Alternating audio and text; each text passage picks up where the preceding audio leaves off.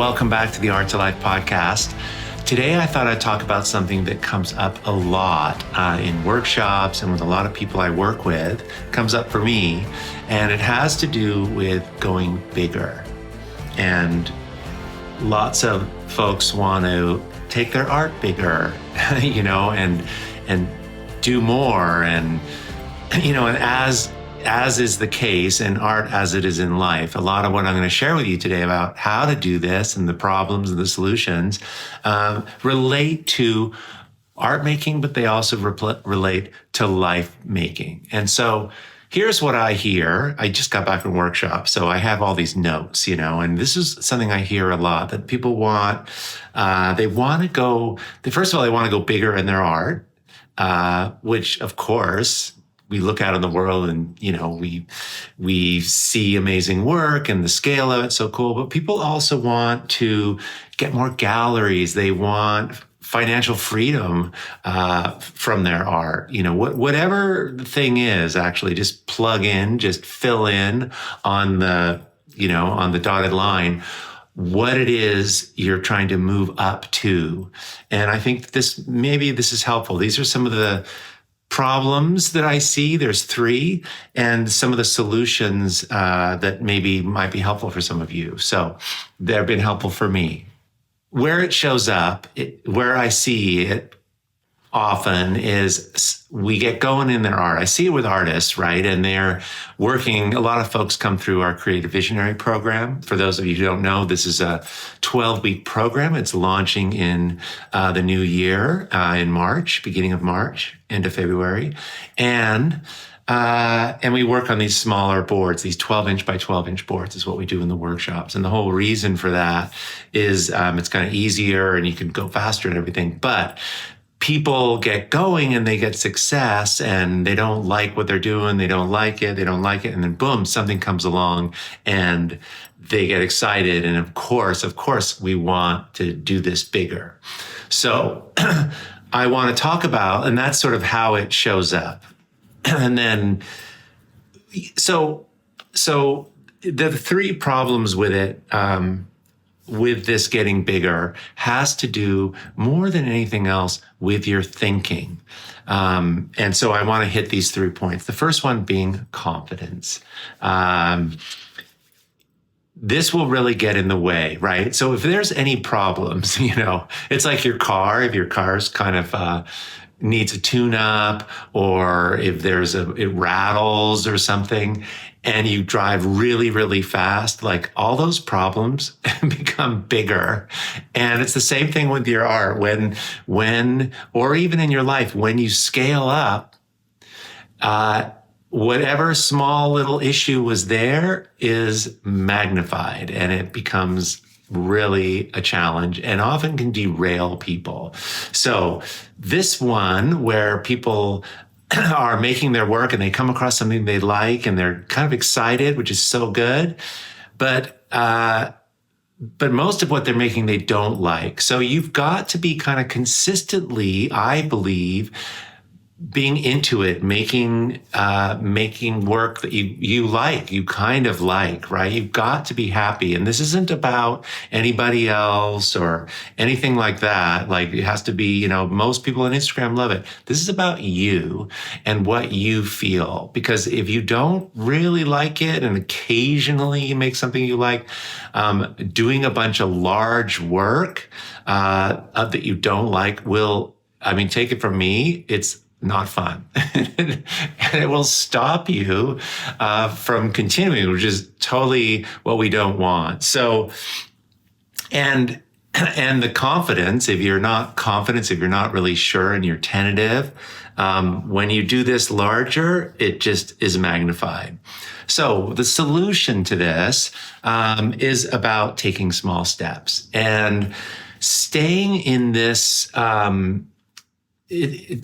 smaller mode for a while longer. Like, I'm all into improvement, but I know from experience, at least with physically making art, and I think it relates to many things in life, just stay in it and learn. If you're enjoying it, kind of, it's still challenging, but you're enjoying it, then do another one, and then do another one, and then do another one. It's the iteration of things, the numbers of times you do it, which gives you insight, that's how you learn quicker.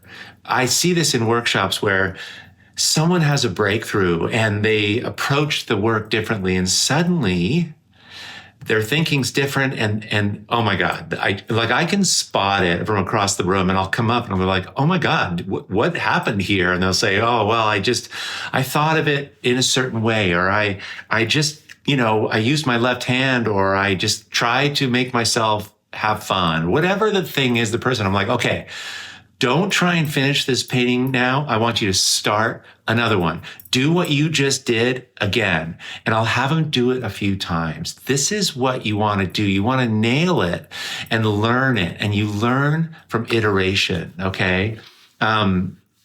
So that works in life. That works in art. It works in business. We have a thing in Art2Life where, we used to get so hung up about getting it so good, but all we're looking for is improvement and slight improvement. Oh, okay, I figured out the lighting a little bit better, but now the sound quality in the podcast isn't very good. But it's okay. We just keep doing it. You just keep doing it and you get better at it because you learn from each one. I mean, this is such an important lesson, and it'll save you so much grief. And you'll be happier. So you just got to hang out in this spot and kind of get your batting average going and enjoy it. Learn as you go. If you're enjoying the process, then you will grow. It's about learning from what came before.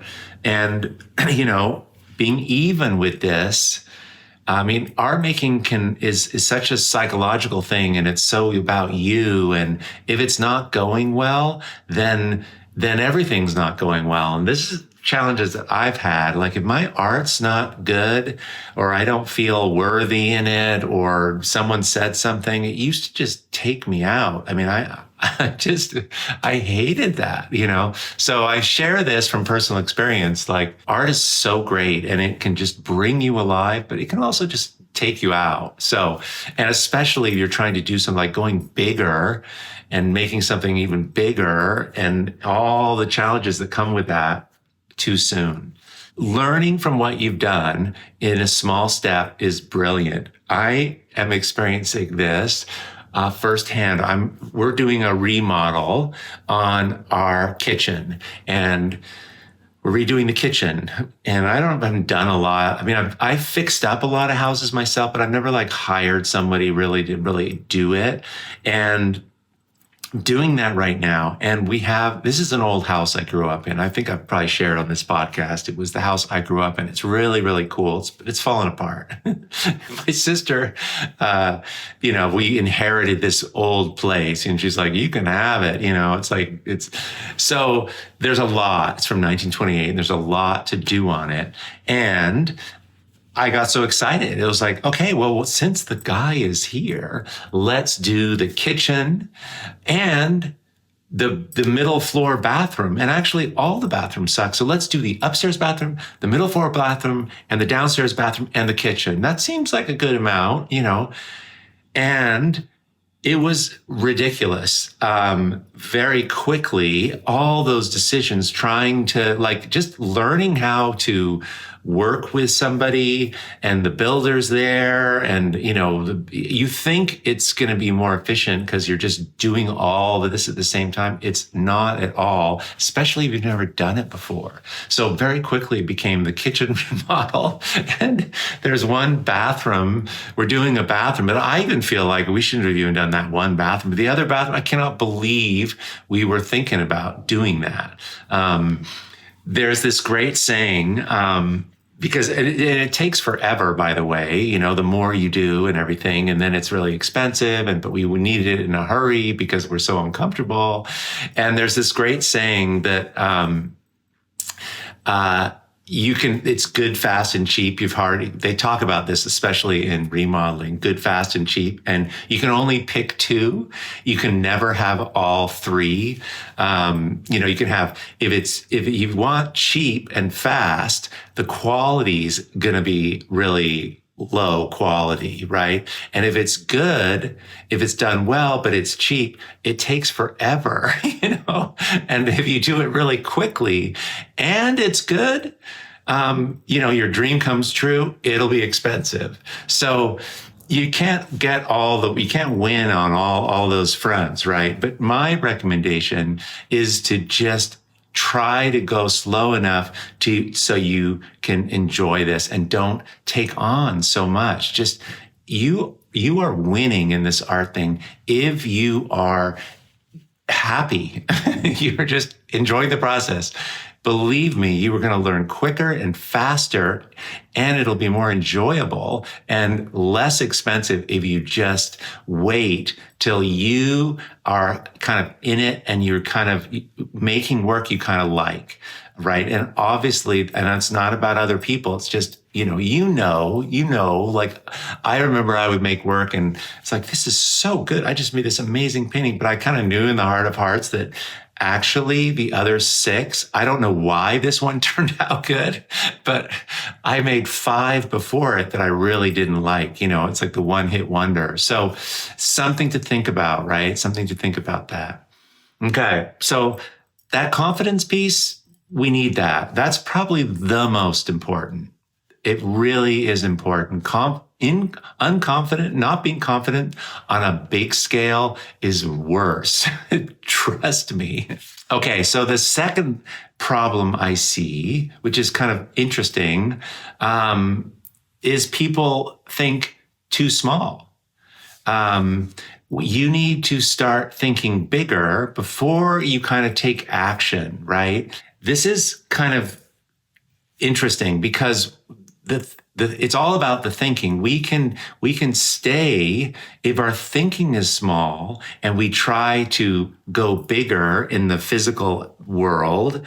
We can run into problems, right? So we want to prepare. We want you to think big enough ahead of time and get prepared. It's like almost preparations. The thinking has to be there before the work is made, right? We have to occupy a certain orientation so the work feels like we feel. We don't gain confidence by making a giant painting. We gain confidence. We get our thinking right, and that impacts the art.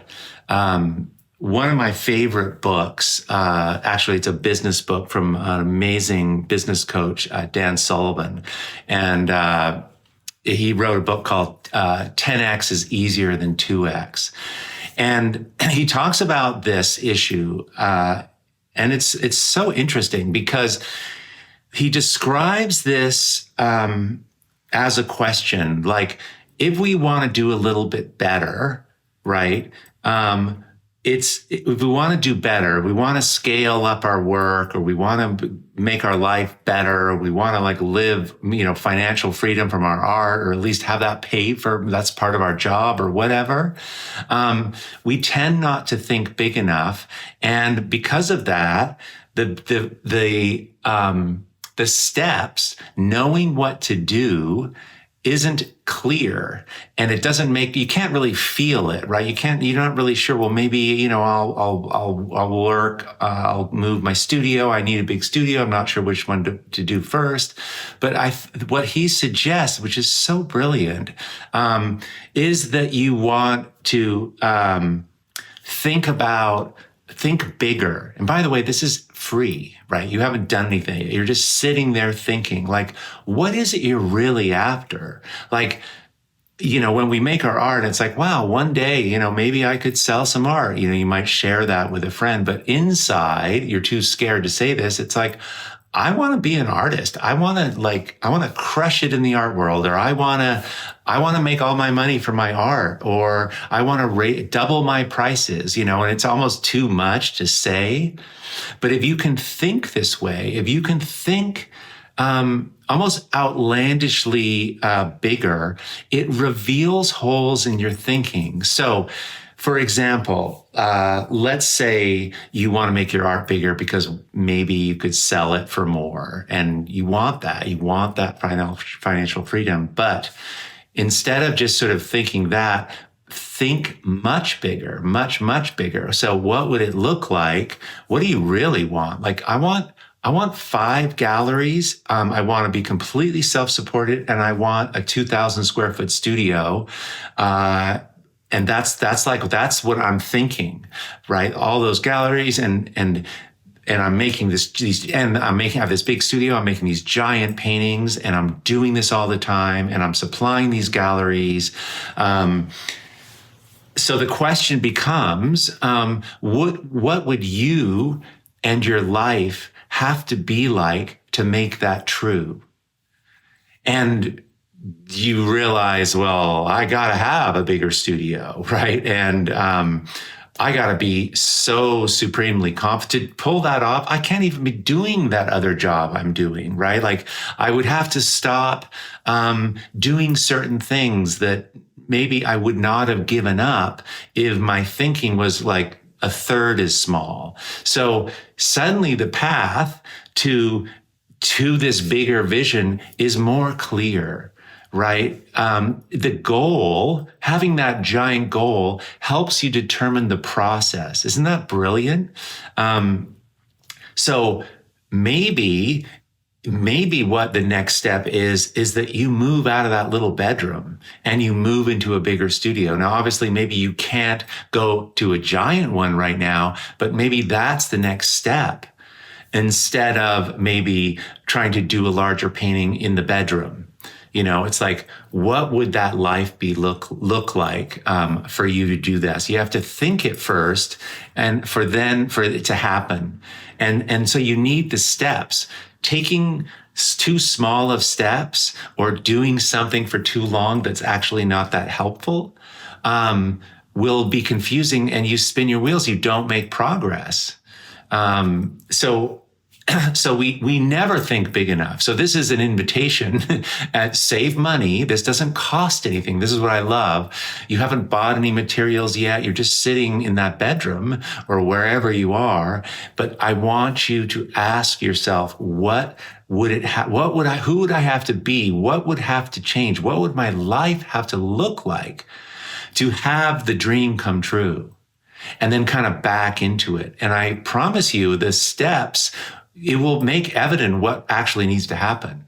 Maybe some of the things you're doing, you shouldn't be doing, right? It has nothing to do with getting a bigger canvas. Maybe you just need to be focused more on it. I have firsthand experience with this because for way too many years, I worked in my houses. I always I was making work in too small of a spaces.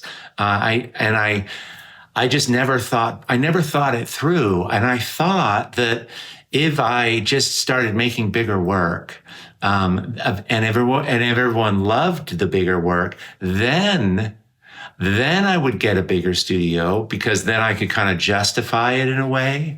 But had I thought of that, if I did that thought experiment that I was just shared with you, I would have realized that the thing that I needed to do, which I eventually did, the key to the whole thing for me was a bigger space. I mean, everything changed when I got a bigger space.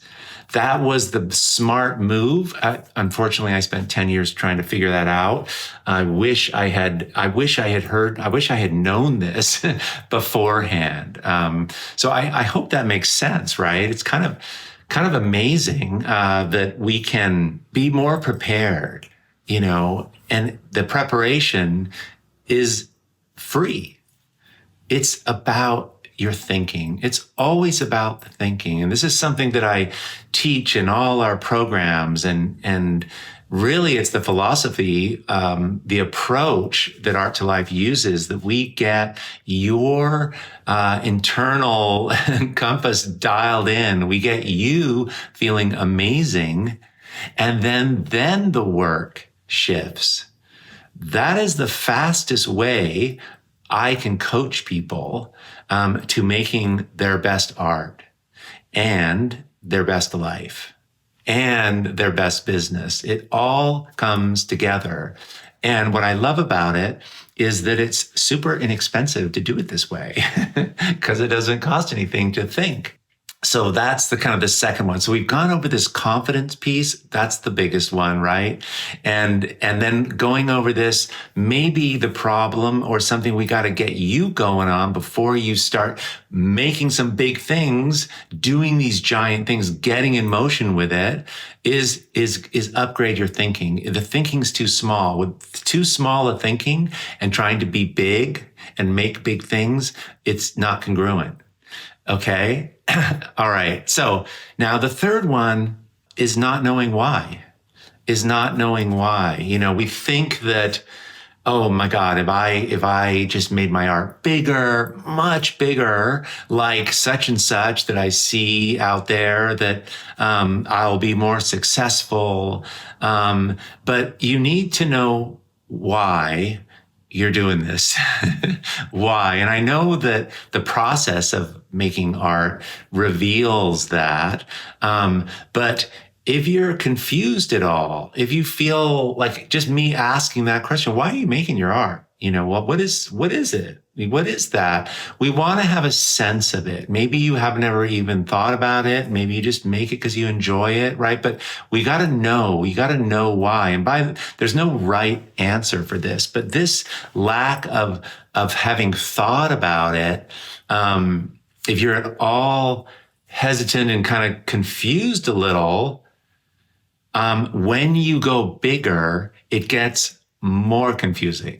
It can just be like a bigger problem, a bigger challenge. So if you don't know why the smaller things and where the level that you're at right now, doing it larger becomes more confusing. So there's some different ways to get to this. And I think it's a very worthwhile question. Really, again, this doesn't cost anything. This is just thinking. Maybe you're out right now, on a hike and, maybe this conversation will get you thinking about it. It's not like rocket science. You just have to spend some time marinating in this, right? The way in, I find, or one of the ways I coach people is that you can look at what you've done. We have this thing called the breadcrumbs challenge, and it guides people back to thinking about the things they've made. And you can look at those things. I mean, it's your movie. It's your story, right? Look at those things you've done and think about it. What in that work last year that you made this year, it's a great time to reflect on this, obviously. What are the things in your work that you love? What corner last year of something you made was really, really great? And think about that. So take time to think about this. Talk about your work in this way to your friends, to people, and just be. Right? Instead of doing, just be present with it. The answers that you're looking for, they're not out here. I don't know them. They're inside of you. And again, this is so cool because you got this. My therapist, he says, Nick, this is an inside job. And I love inside jobs because they're available anytime. You can do this while you're walking along right now. Well, hopefully you're making some art and you can be kind of thinking about this. And it keeps you away from looking outside of yourself, which is a whole minefield of people's opinions and people who are like way further ahead that you compare yourself to and people behind you, whatever, that minefield, the Instagram, the death scroll, all the things. So, I'm suggesting the invitation is yours. And I'm hoping that what I'm sharing is landing in a way that allows you to think for yourself. I've seen this too many times. So, why are you making this work? Not so much, what it is. Like I'm picturing, I want to make these large pictures, or whatever, but it's like, why are you doing this? And get connected to that. We love stories. And we love stories because this is what we did. Primitive man sat around, or woman sat around campfires, and we learned through stories. We're hardwired to listen to stories. I love stories. It's how I teach. But I think it's really great for you to know your story a little bit, why you do what you do. It kind of builds confidence. I remember, God, I just thought of this. I was making art and I was trying to get galleries and I was kind of hitting and missing it. And I always thought to myself that if I got a master's, that that would be the ticket. Like I don't have a master's and I think I need one because then I'll be more qualified to make art. And really there's sort of a lacking. I was exactly in the place that like I was trying to scale up, but I wasn't really confident and I wasn't really so good at this. And I thought, okay, part of all the people that I love, like, look, I read their bios and they went to these amazing schools. So I thought, that's what I'm going to do. I'm going to go back to school. And it's pretty challenging. I didn't really have the resources to do that. My kids were really young, but I thought I needed that. And I went to CCA, which is, it was college, Berkeley, Oakland College of Arts and Crafts, I think, and its name's changed or whatever. And the dean there, I forget his name now, but I went and saw him. And I was an illustrator at the time, and I was painting on the side, right? I was doing both. And so I went in there and I met this guy, and he was sitting at this table, at his desk, and his hands like this, and he goes, well, what? He goes, wow. And I was sort of telling him about, my art and the fact that, I was actually like I was supporting my family. He's like, you're kidding. You're like, you live in Marin and you get to do art for your life. He was really interested in the sort of success part of this. But for me, I was like, no, but I want to come back to school. And he's looking at me. He's like, why would you want to do that? Like, why you're like, you're not a starving artist. Congratulations. And you're making art. Why would you want to do that? And he literally, and I wasn't prepared for this. And I thought, well, I just don't think I'm good enough. And he's, so it was a really awkward conversation. And he was really smug about it. I don't know, but I didn't really like him. And it made, what I would have loved is him to say, well, what are you after? And we can help you. I wanted an ally. And I got this guy who was just kind of, he was undermining me basically. And, I chickened out. I didn't do it. I think it would have been really great for me, by the way. Education's great. And I didn't do it because I didn't really know why. I wasn't confident, and, so it really set me back, actually. I should have said, because I want to do fine art and I know I'm going to be amazing. And this is part of my life dream. And I don't care what you think. And why are you, the dean of this school, so kind of undermining of people? And I found, who is this guy? These people that get in the positions, they're gatekeepers. And I'm always surprised, like, wow, I don't think he ever knew, like, he just kind of bummed me out. And I didn't end up spending, 80 grand on graduate school or whatever it was at the time. And this is the guy who's supposed to be, the spokesperson for this school. It is a business after all, but I kind of left, right? So you kind of, to grow anything, your orientation, you need these stories for other people, but for yourself too.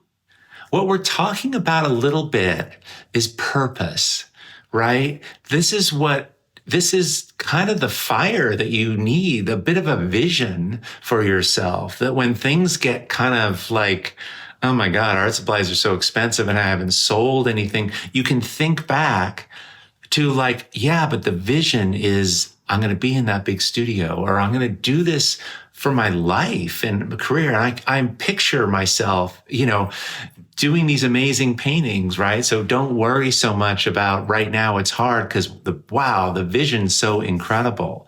And this also, this purpose thing, connecting to it a little bit for yourself is very valuable, very attractive to other people because they kind of can glom onto this and they want to understand what you're doing, right? I love, there's a book, Start With Why by Simon Sinek. If you haven't read it, it's great. It's not per se an art book, but it is completely relevant. I mean, what I'm sharing with you, what we share in Art2Life, what we're teaching is life, really, and business and all of it. But one of his great quotes is, people don't buy what you do, they buy why you do it. This is so valuable. Now, obviously, they're buying your work, but it is so important for you to be understanding what you're doing and kind of why you're doing it, because it comes into the work. People can feel that, and you can tell that story. And that's, when I send a painting to the gallery, or if I'm going to have a show, I have a lot of conversations with the gallerist, because they're going to be selling the work. And I want to give them information about why I'm making the work, the stories behind it. People want to participate in that. Again, everyone wants to hear this story. You can't, it connects people. Your art is like this connection that you're handing out, you're putting it out there, and you want people to connect to it. But first, you've got to be connected to it in a meaningful way. So this isn't like phony. You can't fake this. It's just worth thinking about a little bit. If you haven't thought about it, I would suggest kind of thinking about it. It will galvanize what you're making. Art2Life started because I was just doing this, I was just making art and I was lonely, and I started sharing things because I get depressed if I'm not around people. And it kind of like grew from there. And I was in a really hard time, it's another episode, but, it kind of grew. But it took me a long time to understand the vision and like why I'm doing this. Am I doing this to like sell more art? Am I doing this because it gives me confidence in my art? Maybe in the beginning, it's nice to have people that respond to what you're doing. So if I teach artists or share helpful things, more will come, whatever the reasons. But the reason now, what Art2Life is, I'm really clear on what it is we're doing. And I thought I'd just read you the sentence of what this is. We help you become more you through art. That's what we're doing. That's what this podcast is about. That's what this whole podcast is about. This is what we're teaching. We're helping people become more themselves, because I know that authenticity is going to make amazing things. That's how you make incredible art. We help people realize their potential so they can have bigger, more meaningful lives. Like, isn't that cool? That's such a great thing. Like, I can so get behind that. I get so excited about it, and it helps me. This Art2Life, it's like a movement to save the world through art. If we get more of us, think of what's possible. It's an invitation to an aesthetic life. It's like a way to be in the world that allows for greater well-being and true self-expression. And when you're like that, you have a greater impact in the world. So that story, that vision is what fires me up. I just saying it gets me all excited, So anyway, this is not your work and what you're doing and your why. It's different for everyone, and it's not about anybody else. You get to do this, you get to decide what it is, and it's a creative exercise. It's so cool. It's wide open, you guys. You're in the driver's seat of your life. And whether you're just starting out, your art is the invitation. Your art is a way in to your authenticity and figuring it out, what it is, why you're here, and what you want to leave and do and impact and all of that. It's so, so exciting. So don't listen to anyone who's telling you otherwise, that it's, you got to do this for that or whatever. It's all about your movie, making your movie amazing. And story and the reason you're doing it can really give you a lot of forward momentum. So anyway, I hope that was helpful, you guys. I talked longer than I probably should have, but I get so excited about it. Just talking about this is such a cool thing. And I have so many people that have come through Art2Life, and we're so all connected. And I just hear daily about what everyone's doing. And I just feel like we're all on this mission together to grow ourselves. It's so cool. Listen, you guys, appreciate you being here. If you know someone who are in the beginnings of this stage, in the middle parts, whatever, and they want to stay inspired and do their work and do their art and live the life, please share this episode with them. It's how we promote everything. People just go, oh my God, this is so helpful. I know who it would be good for. Listen, you guys, thanks for being here. It's always a pleasure. And I will see you next week on the podcast. Appreciate it. Okay, bye.